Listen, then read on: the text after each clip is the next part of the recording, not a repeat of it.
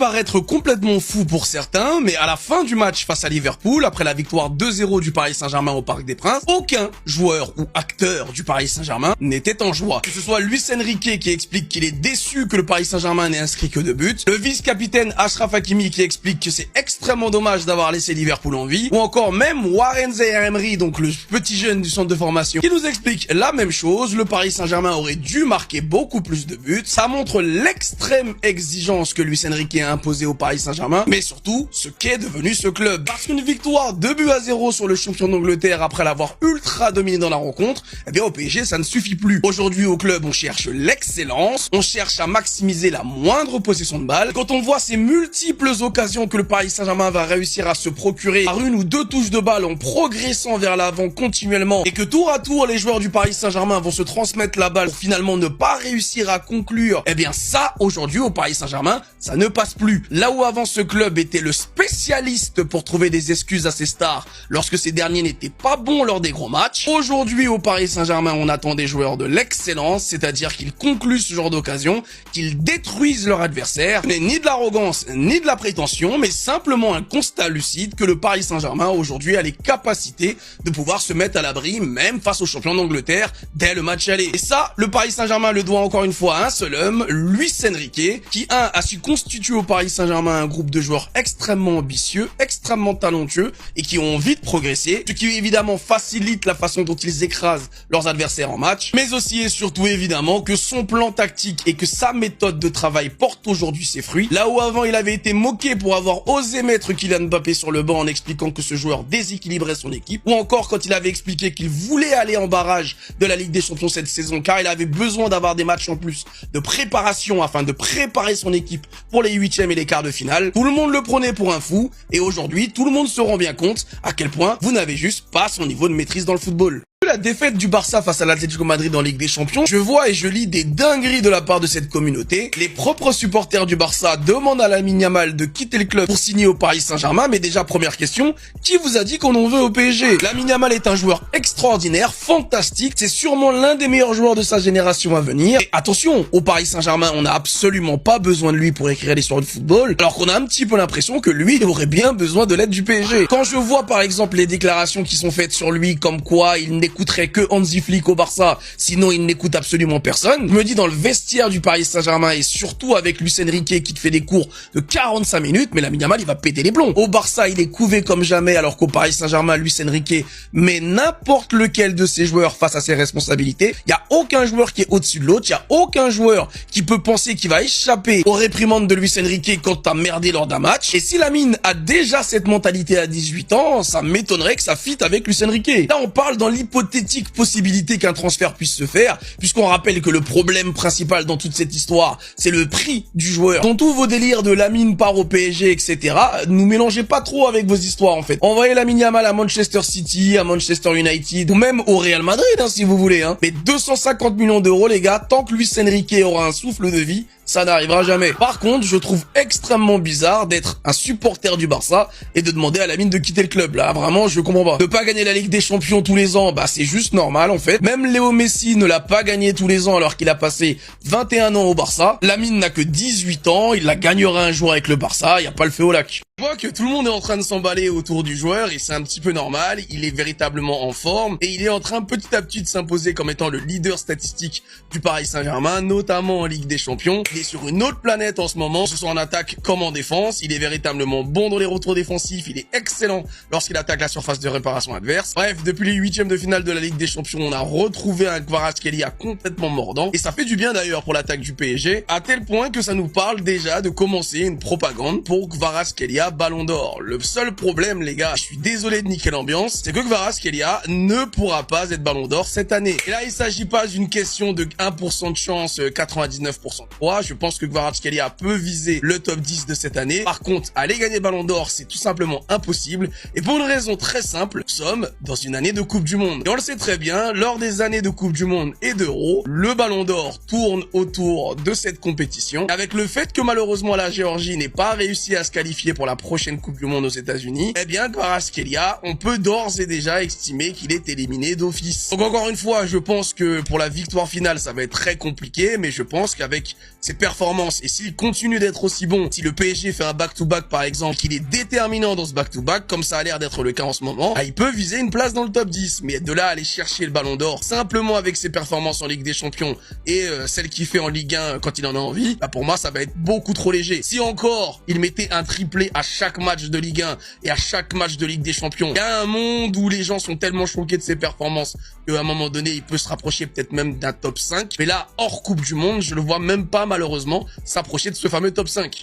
Les clubs de Ligue 1 qui ont joué contre le PSG cette saison ont, entre guillemets, été plus dangereux qu'une équipe qui a mis 500 millions d'euros sur un mercato. Donc, encore une fois, je sais que ça va pas plaire aux anti-parisiens, je sais que ça va pas plaire à ceux qui aiment trouver cette justification pour justifier la force du Paris Saint-Germain. Quand on vous dit que l'argent ne fait pas tout, on sait de quoi on parle. Oui, même l'OM qui a pris 5-0, même l'OM qui a pris 5-0 au parc a été plus dangereux que cette équipe de Liverpool hier soir. L'argent, ça te permet de faire des choses intéressantes, mais si tu as un entraîneur qui n'a pas les capacités de valoriser ce que tu as mis au mercato et l'argent qui est à sa disposition, tu te retrouves dans une configuration où tu fais un match avec 0,18 d'XG. Le PSG face à la Première Ligue, c'est on a battu Manchester City, on a éliminé Liverpool, on a éliminé Aston Villa, on a éliminé Arsenal, on a battu Tottenham 2 fois cette saison, on a fait match nul contre Newcastle dans un match où on s'en branlait un peu.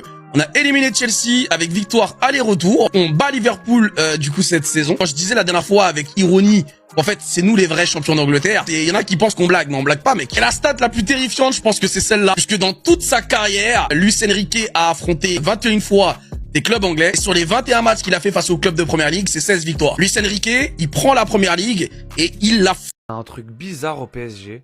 Et c'est pas normal. Et le pire, c'est que personne n'en parle. Parce que oui, tout va bien. L'équipe est en feu. Ils viennent de battre Liverpool facilement. Le niveau est exceptionnel, mais justement, c'est là que ça devient étrange. Parce qu'il y a un détail qui passe complètement sous les radars. Un détail, mais un détail qui peut devenir énorme. Ça fait des semaines, voire des mois, qu'un joueur a disparu de la circulation. Et personne ne pose de questions. Personne. Au début, on nous disait quoi? Que c'était rien, que c'était léger, que ça allait revenir vite. Sauf que là... ça dure. Et surtout, il y a un truc encore plus bizarre. Les médecins disent qu'il est prêt, mais il ne revient pas. Et ça, c'est incompréhensible. C'est évidemment Fabian Ruiz. Alors oui, on peut comprendre, il y a une Coupe du Monde cet été. Il veut pas prendre de risques, mais du point de vue du PSG, ça pose un vrai problème parce qu'aujourd'hui, tout est rose. Aujourd'hui, tout va bien, donc personne n'en parle. Mais le jour où ça tourne mal, et si jamais ça tourne mal, ça va ressortir et c'est normal. Et là, à ce moment-là, ça pourra devenir un vrai problème et surtout...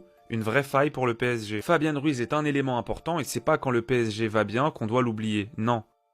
Ils sont devenus fous là. Le PSG veut recruter un joueur de Première Ligue, un des plus gros cracks du moment, un joueur que tout le monde veut absolument. Et jusque là, ok, pas de problème. Mais attends, parce que c'est beaucoup plus compliqué que ça et surtout, il y a un très gros problème. Ils ne doivent surtout pas le faire. Et la raison, elle est simple. Aston Villa prend le PSG pour des cons. Ils demandent un prix qui n'a aucun sens, vraiment aucun sens. Et puis on va se le dire, on en a marre que les clubs anglais demandent autant d'argent. Parce que oui, Aston Villa demande 115 millions d'euros. 115 millions d'euros pour Morgan Rogers. Mais on parle de qui? On parle de Ronaldinho, on parle de R9, on parle de Mbappé à son prime. Non, non, on parle de Morgan Rogers qui joue à Aston Villa. C'est du grand n'importe quoi et surtout, c'est exactement ce genre de deal que le PSG ne doit plus faire. Le PSG a changé, c'est plus un club qui surpaye. Peu importe la personne, peu importe le joueur, se renforcer, oui, on est tous d'accord, mais pas à n'importe quel prix. Et là, je suis désolé, c'est n'importe quel prix, c'est surtout n'importe quoi. 115 millions d'euros pour un joueur comme ça, jamais de la vie. Le PSG ne doit surtout pas le faire. Le Paris Saint-Germain fait un magnifique cadeau à tous ses salariés parce qu'il y a beaucoup de personnes qui travaillent autour de ce club parisien. Et le PSG récompense ses 700 salariés après une saison historique, saison dernière, Ligue des Champions de ça. Donc chaque employé a reçu une prime globale de plus de 5 140 euros. On revient sur le dernier match de Ligue des Champions. Paris s'est imposé 2-0 face à Liverpool. À noter l'équipe type de la semaine en Ligue des Champions avec 3 Parisiens dans le 11 final. Kvaratskhelia, auteur d'un but. João Neves, auteur d'un très gros match. Et Marquinhos, qui a totalement éteint les attaquants de Liverpool qui n'ont pas réussi la moindre frappe cadrée lors de la rencontre. Toujours sur ce match, on apprend également que la rencontre face à Liverpool a laissé quand même quelques traces côté parisien, des douleurs musculaires pour William Pacho et un pied ensanglanté par des cloques pour Warren Zaïre-Emery. Pas de quoi remettre en question leur participation pour le match retour mardi prochain. Et à noter pour ce match retour, on attend beaucoup de supporters parisiens dans le parcage visiteur du côté de Liverpool Anfield. 3000 supporters parisiens sont attendus du côté de Anfield mardi prochain.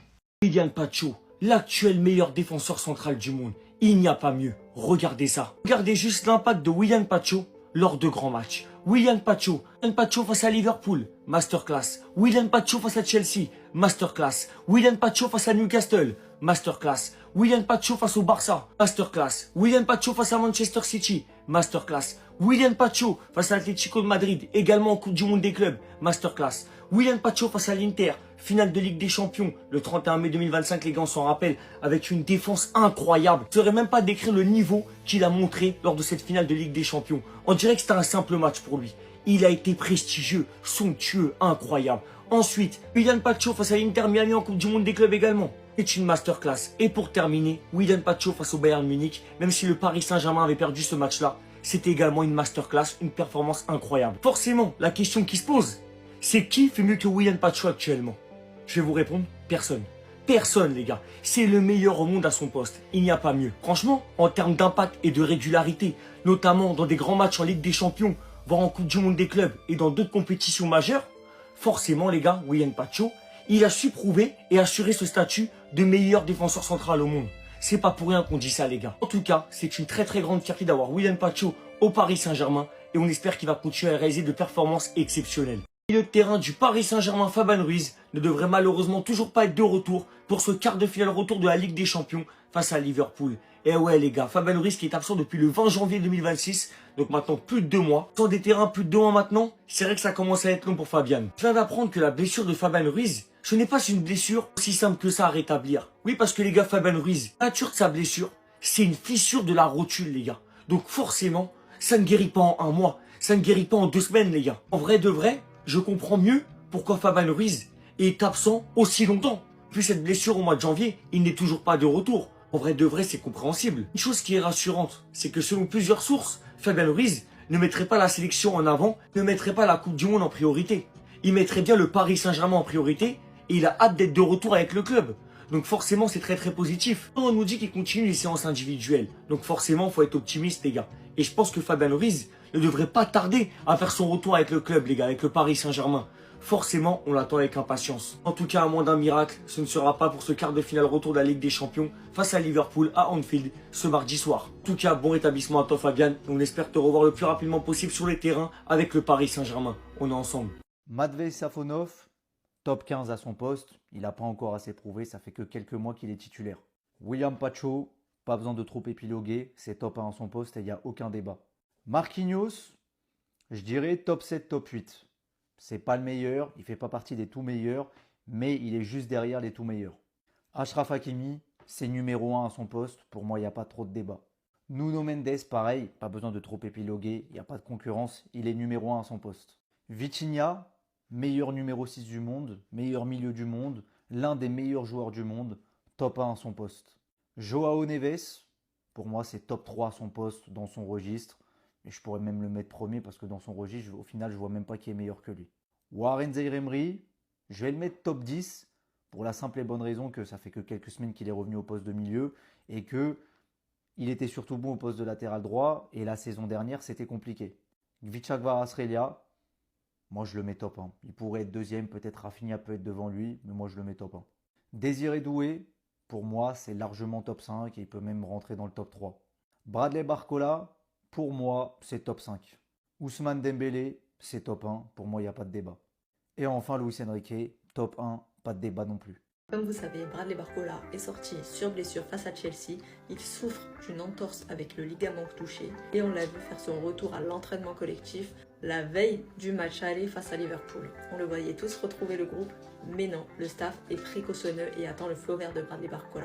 Mais le joueur a faim, il était dans une bonne période, il était dans une bonne dynamique, il avait retrouvé le chemin des filets, que ce soit en Ligue 1 ou en Ligue des Champions, et le joueur a envie de revenir pour continuer à perfectionner son niveau et à montrer son importance dans l'équipe du Paris Saint-Germain. Et la preuve, comme vous savez, Luis Enrique et son staff a accordé 2 jours de repos au Paris Saint-Germain aux joueurs et reprendront l'entraînement collectif samedi à 11h, avant de s'entraîner également dimanche et de repartir à Anfield lundi pour jouer le match mardi.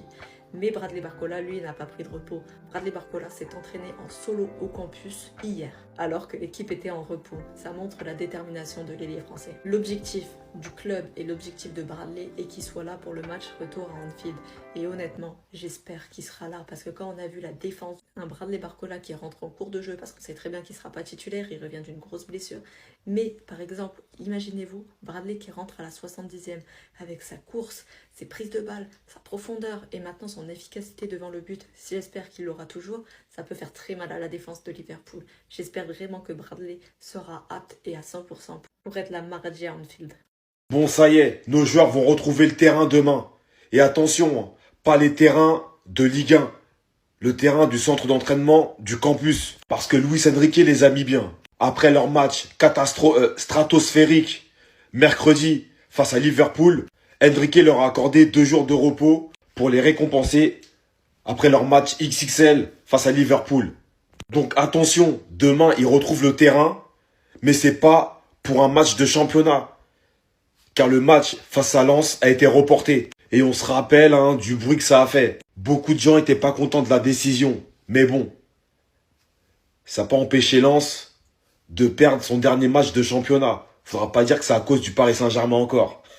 Et oubliez pas, on est premier avec un match de retard encore. Faut pas l'oublier. En tout cas, merci à Luis Enrique parce que le repos, il est bien mérité. Et ça va leur faire du bien avant d'affronter Liverpool pour le match retour. Et je pense que l'équipe, quand ils vont arriver là-bas, ils vont être en pétard, ils vont être énervés. Déjà que les pauvres, ils n'ont pas joué ce week-end. Donc je pense que ça leur fait quelque chose. Ah c'est bon, je plaisante. Les Lensois, je rigole. Donc nos joueurs ont entraînement demain à 11h et dimanche. Et après ils s'envolent pour Liverpool lundi. Incroyable Parisien, la vérité. Passer le terrain. Ils sont partis grâce à ce monsieur-là. Les gars, on a kiffé la performance des joueurs du Paris Saint-Germain hier.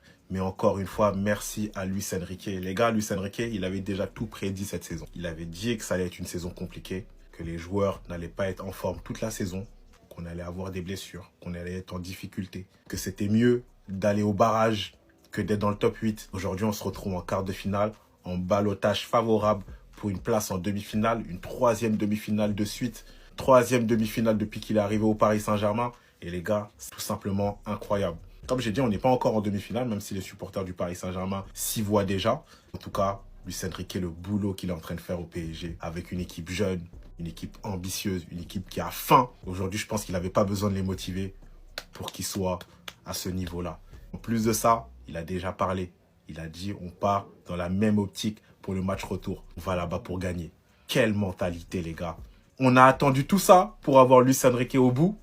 Franchement, masterclass. Merci au coach Lucho, merci boss.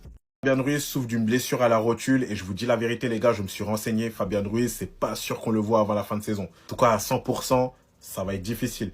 Une blessure où les douleurs sont persistantes, ça part pas directement et ça peut poser des vrais problèmes à Fabian Ruiz qui a besoin d'être à 100% pour être performant au Paris Saint-Germain. Du coup les gars, les fausses infos de Loïc Tanzi, etc. Tour de Fabian Ruiz, oui, qu'au Paris Saint-Germain on commençait à s'agacer, le fait qu'il joue pas. L'équipe n'a rien à dire encore une fois sur le Paris Saint-Germain. En tout cas, on lui souhaite la santé, on lui souhaite de revenir au top. Cette saison, il faut arrêter de dire que oui, il va sortir du 11, etc. Zaïre Emery, c'est très fort. João Neves, Vitinha aussi. On a Mayoulou derrière. Du coup, on n'a aucune inquiétude sur ce côté-là. Pour lui, je lui souhaite la santé. Je lui souhaite surtout de revenir en fin de saison avec le Paris Saint-Germain. Et surtout, la Coupe du Monde. On sait qu'il a 30 ans. On ne sait pas s'il sera là dans 4 ans à jouer au top encore avec l'Espagne. Du coup, on lui souhaite de faire la Coupe du Monde et surtout d'être là en fin de saison avec le Paris Saint-Germain.